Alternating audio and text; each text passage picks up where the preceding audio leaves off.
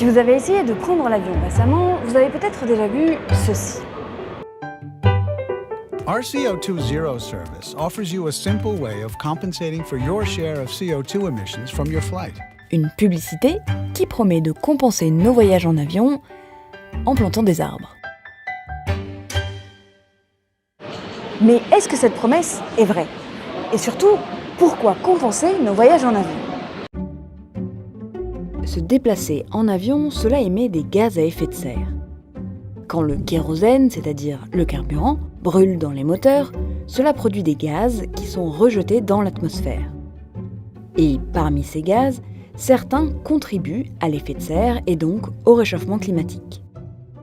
Si on ne considère que le CO2, voyager sur un long courrier de plus de 300 personnes émet en moyenne 90 grammes de CO2 par kilomètre et par passager, contre environ 30 grammes de CO2 par kilomètre et par passager pour une berline, à condition d'avoir 4 personnes à bord.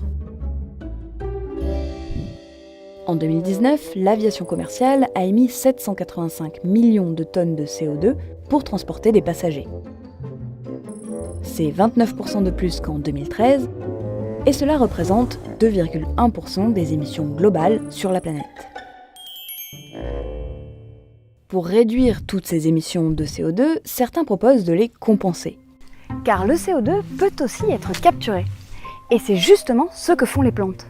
Pour grandir, les arbres ont besoin de 3 choses. De la lumière, de l'eau et du CO2.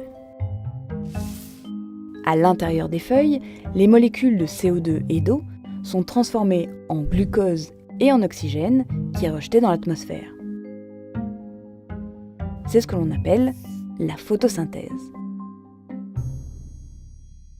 Donc, pour grandir, l'arbre absorbe du CO2 et rejette de l'oxygène, ce qui semble plutôt pratique pour réduire nos émissions de CO2.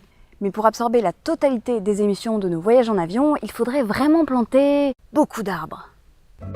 Prenons cet arbre, par exemple.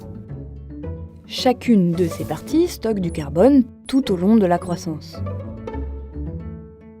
La quantité totale stockée dépend de nombreux paramètres comme la masse et la densité du bois ou la teneur en eau. Par exemple, la quantité totale de CO2 absorbée par ce feuillu de 8 mètres au cours de sa croissance est en moyenne de 1 tonne, soit environ 30 kg de CO2 par an. Pour compenser les émissions du transport aérien de passagers chaque année avec des arbres, il faudrait donc plus de 26 milliards d'arbres. Mais planter des arbres, ça prend de la place. Et ça ne pousse pas partout. En 2019, des chercheurs ont tenté d'estimer l'espace actuellement disponible pour planter de nouvelles forêts. Dans le scénario le plus optimiste, voilà ce que ça donne réparti ici en vert sur tous les continents. Environ 17 millions de kilomètres carrés, soit une surface équivalente à l'Amérique du Sud. Mais ce chiffre est une limite très haute, car sur une partie des espaces disponibles, la reforestation entre en concurrence avec le développement de l'agriculture et des pâturages, et empiète sur des terres qui absorbent déjà du CO2, comme la savane ou la toundra. Mais surtout, dans les années à venir, le réchauffement climatique va exposer une grande partie de ces espaces à l'aridité et aux événements météorologiques extrêmes. En prenant en compte ces changements, les chercheurs estiment que la reforestation pourrait permettre de stocker 154 milliards de tonnes de CO2, soit 196 années de voyage en avion et 4 années d'émissions humaines de CO2 sur Terre. Ça pourrait sembler être une excellente solution. Mais pour que ça marche, il faudrait que les arbres absorbent du CO2 en continu et pendant très longtemps. Sauf que planter des arbres, ça pose un autre problème. Un problème de temps. D'abord, au cours de sa croissance, la quantité de CO2 que l'arbre est capable d'absorber varie fortement. Les très jeunes arbres en particulier ont encore peu de feuillage ou d'aiguilles. Ils réalisent donc moins de photosynthèse et absorbent de plus faibles quantités de CO2. Planter un arbre ne contribuera donc à l'absorption de CO2 atmosphérique qu'à partir de plusieurs années. Alors que les émissions de CO2 de nos voyages en avion ont lieu aujourd'hui. Alors, on pourrait privilégier les arbres à croissance rapide, comme le pin de glace ou l'eucalyptus. Sauf que ces essences, c'est-à-dire ces espèces d'arbres, sont en général utilisées pour leur bois ou pour faire de la pâte à papier. Ils sont donc abattus très jeunes. De manière générale, même si on décide de ne pas les exploiter, des chercheurs ont montré que plus la croissance d'un arbre est rapide, plus cet arbre meurt jeune. Or ça, en matière de compensation carbone, c'est plutôt un défaut. Car le stockage du CO2 n'existe pas pour toujours. Lorsqu'un arbre meurt, la photosynthèse et donc la captation du CO2 s'arrête. Pire, lorsque cet arbre entre en décomposition ou s'il brûle, la plupart du CO2 qu'il stockait est de nouveau libéré dans l'atmosphère. Retour au point de départ. Enfin, dans certaines conditions, une forêt peut relâcher plus de CO2 qu'elle n'en absorbe. Pour récupérer de l'énergie, les arbres respirent eux aussi. Ils absorbent de l'oxygène et rejettent du CO2. Mais pas toujours au même rythme. Plus il fait chaud, plus la quantité de CO2 émise par les arbres en respirant augmente. A l'inverse, au-delà de 18 degrés en moyenne, le CO2 absorbé par la photosynthèse diminue. Et au bout d'un certain temps au-dessus de 25 degrés en moyenne, la production de CO2 par la respiration dépasse l'absorption par la photosynthèse. La forêt relargue du CO2. Selon les chercheurs, cette situation sera de plus en plus courante avec le réchauffement du climat.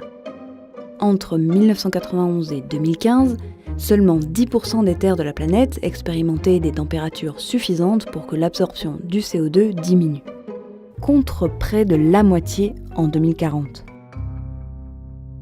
Même si planter des arbres ne semble pas être la solution idéale et instantanée pour compenser nos émissions de CO2, cela peut toujours permettre d'acheter du temps.